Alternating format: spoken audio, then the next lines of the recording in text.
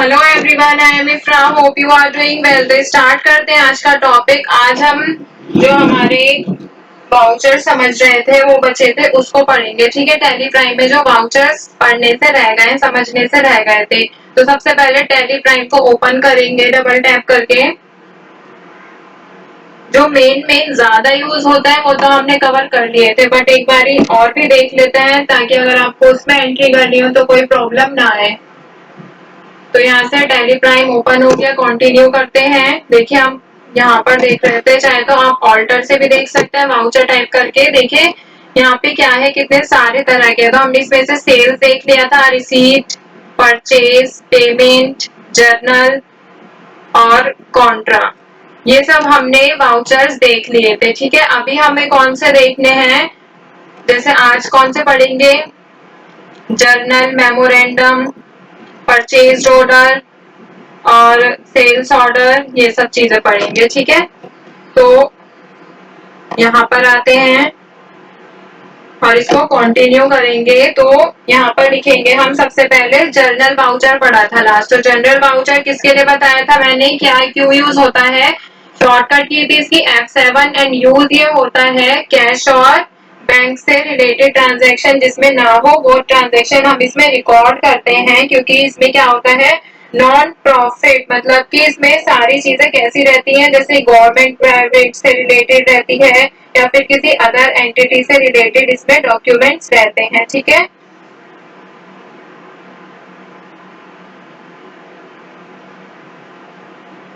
इसमें correction in सब का काम होता है। तो यहाँ पर आते हैं 7 पॉइंट पर।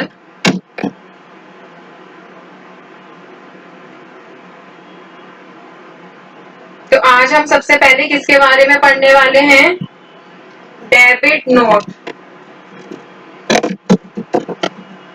ये भी बिजनेस में यूज होता है। तो डेबिट नोट की जो शॉर्टकट की होती है, डेबिट नोट की शॉर्टकट की क्या रहती है, ऑल्ट प्लस, यहाँ पर लिखते हैं ऑल्ट प्लस F5।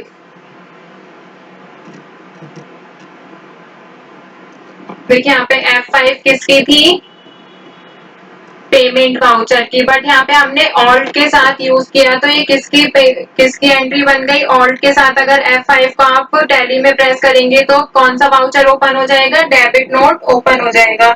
तो समझते हैं डेबिट नोट क्यों यूज होता है। डेबिट नोट को और क्या कहा जाता है, यहाँ पर लिखते हैं ऑल्सो नोन एज, क्या कहा जाता है, बायर्स डेबिट,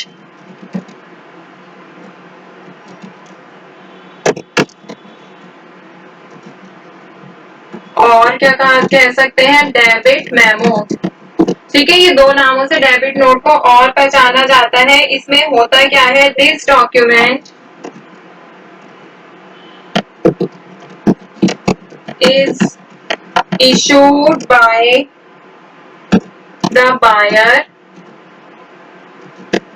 इशू किसके थ्रू किया जाता है, बायर के थ्रू। किसके लिए, टू द सेलर, सेलर के लिए। किस लिए, टू रिक्वेस्ट एन एडजस्टमेंट। अभी एक्सप्लेन करेंगे इसको, टू द ओरिजिनल इनवॉइस।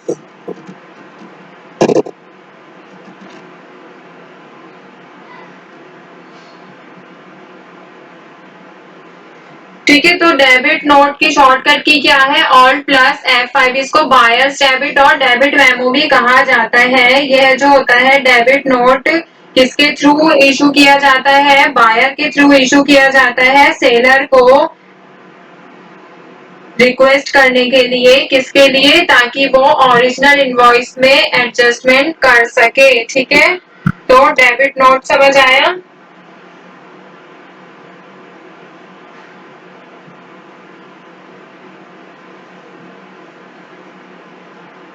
तो डेबिट नोट वाउचर में जो हमारा सेलर होता है, उससे खरीदे गए जितने भी हमारे गुड्स होते हैं उन पर जो हमें मान लीजिए डिस्काउंट चाहिए, या उसे वापस किए गए गुड्स की एंट्री पर डेबिट नोट वाउचर का हम यूज कर सकते हैं, ठीक है, Alt प्लस F5 को प्रेस करके।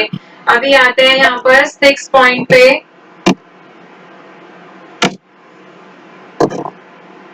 8 पॉइंट है ये,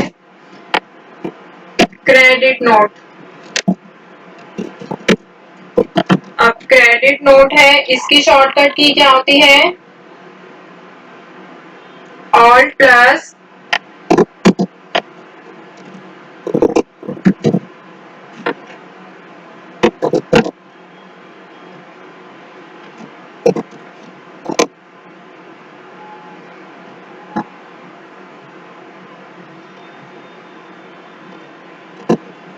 F6। पहले क्या थी? डेबिट के लिए F5, इसके लिए क्या है? F6 है, ठीक है। तो आगे बढ़ते हैं।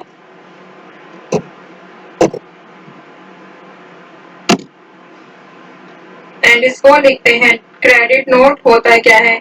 इसको देखिए, डेबिट नोट को क्या कहा जाता है? बायर्स डेबिट और डेबिट मेमो कहते हैं, और सेलर को इसको क्या कहेंगे? क्रेडिट नोट को also known as sellers credit note, और क्या कह सकते हैं? Credit memo. तो अपोजिट नाम है, बस इसमें क्या है? क्रेडिट नोट है, इसलिए किसके लिए हो गया? सेलर से रिलेटेड हो गया, ठीक है। इसको कौन इशू करता है?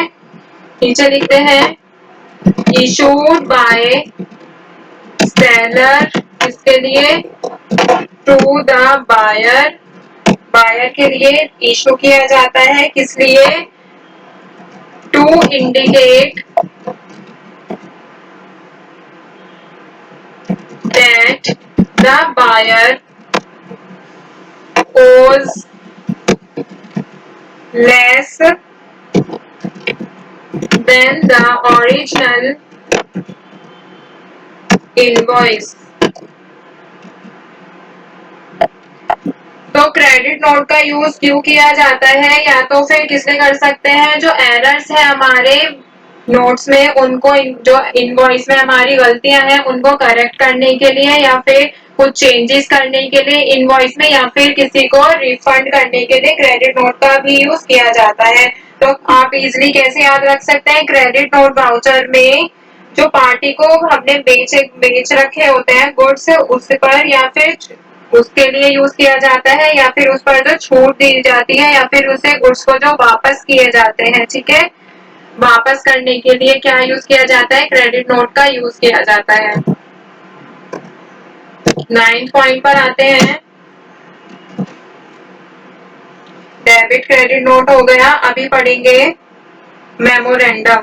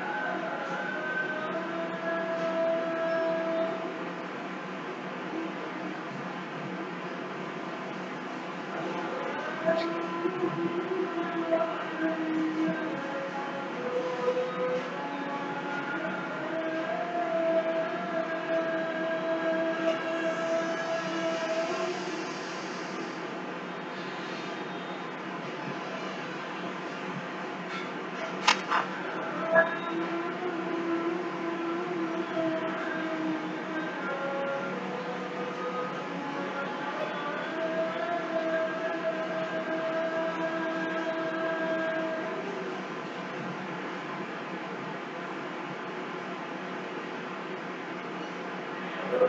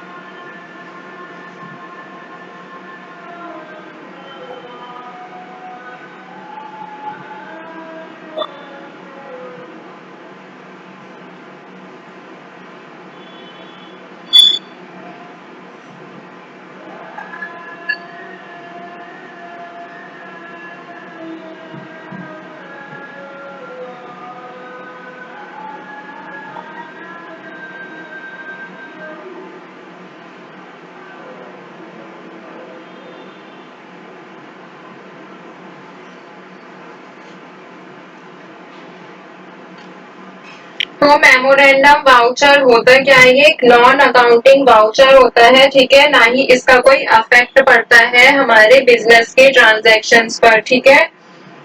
तो यहाँ पर लिखते हैं मेमोरेंडम वाउचर होता क्या है, पहले इसकी शॉर्टकट की देख लेते हैं, ठीक है।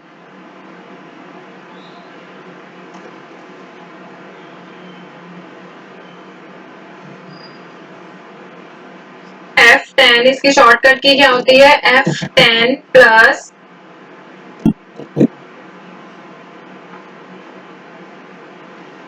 आगे वहीं पर लिखा आता है शो मोर ऑप्शंस। तो ये किसकी शॉर्टकट की है? मेमोरेंडम वाउचर की, ठीक है। तो यहाँ पर आप इसके बारे में पढ़ते हैं कि मेमोरेंडम वाउचर जो है वो होता क्या है।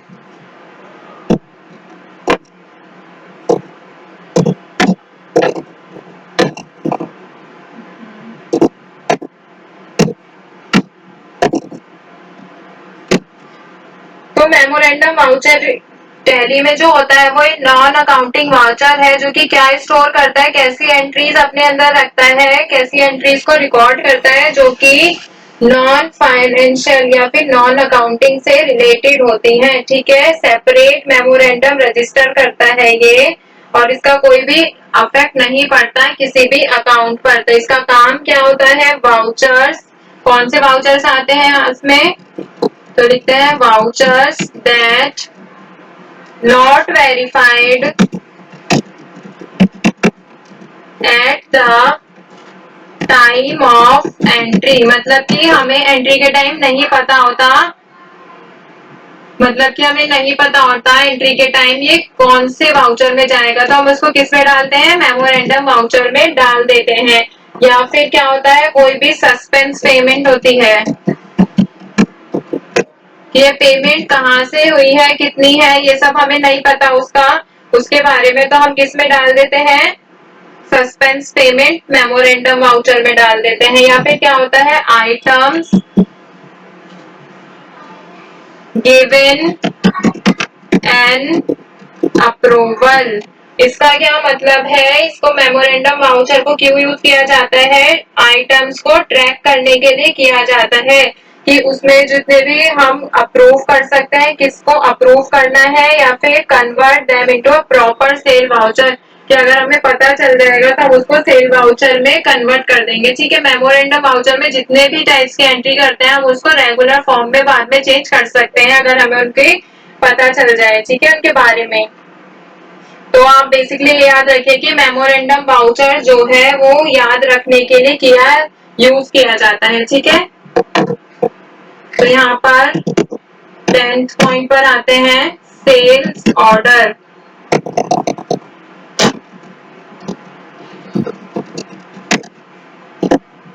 देखिए सेल्स ऑर्डर, क्या वर्ड आ रहा है इसमें, सेल्स, मतलब कि क्या काम होगा, सेल्स से रिलेटेड ही रहेगा। तो इसकी शॉर्टकट की क्या रहेगी, एफ, पहले आएगा कंट्रोल प्लस F8। तो सेल्स ऑर्डर की शॉर्टकट की क्या है, कंट्रोल प्लस F8। अभी इसके बारे में देखते हैं।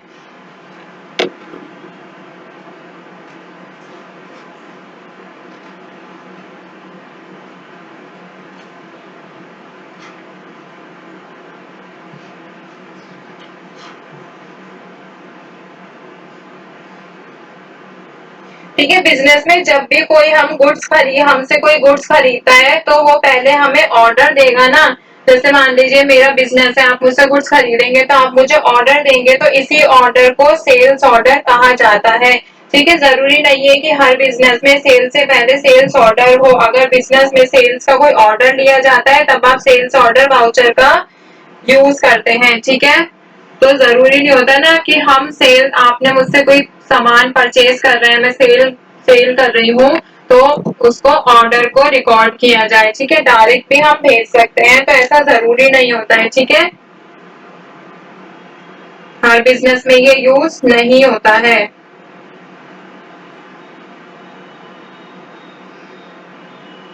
तो यहाँ पर लिखते हैं इसके बारे में, seller sends a sales order to buyer after receiving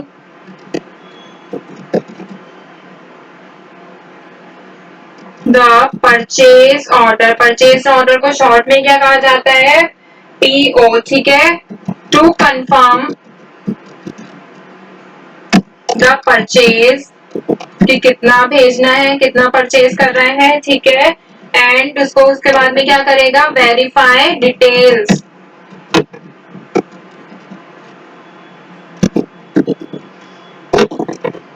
तो आपको समझ आया सेल्स ऑर्डर क्या होता है। जब भी सेलर जो होता है वो सेल्स के लिए उसको ऑर्डर मिलता है, तो जैसे कोई बिजनेसमैन है, ठीक है, सेलर है, उसको ऑर्डर जो मिलता है, उससे कोई गुड्स खरीदता है, तो उसी प्रोसेस को क्या कहा जाता है, सेल्स ऑर्डर कहा जाता है। जिसमें जो सेलर होता है वो क्या करता है, सेल्स ऑर्डर को भेजता है बायर को। आफ्टर, जैसे हमारे पास कोई ऑर्डर आया है तो हमने बायर को भेजा कंफर्म करने के लिए, ठीक है, और डिटेल्स को वेरीफाई करने के लिए। तो ये क्या होता है, सेल्स ऑर्डर। इसकी शॉर्टकट की क्या होती है, कंट्रोल प्लस F8। आगे बढ़ते हैं 11th पे, परचेज ऑर्डर। तो परचेज ऑर्डर जो है इसकी शॉर्टकट की क्या होती है, इसमें देखिए परचेज वर्ड आ रहा है, तो ऑफ कोर्स किससे रिलेटेड होगी, परचेज से ही रिलेटेड होगी। इसकी शॉर्टकट की होती है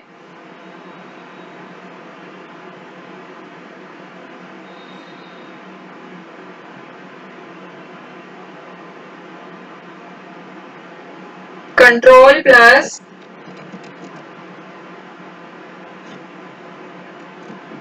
F9।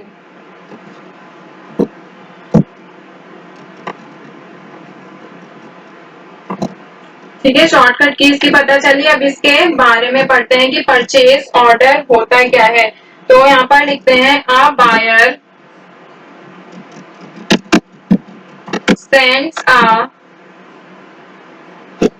परचेज ऑर्डर, सिर्फ पीओ लिख रही हूँ, ठीक है। परचेज ऑर्डर भेजता है किसको, टू सेलर को, किस लिए, टू स्पेसिफाई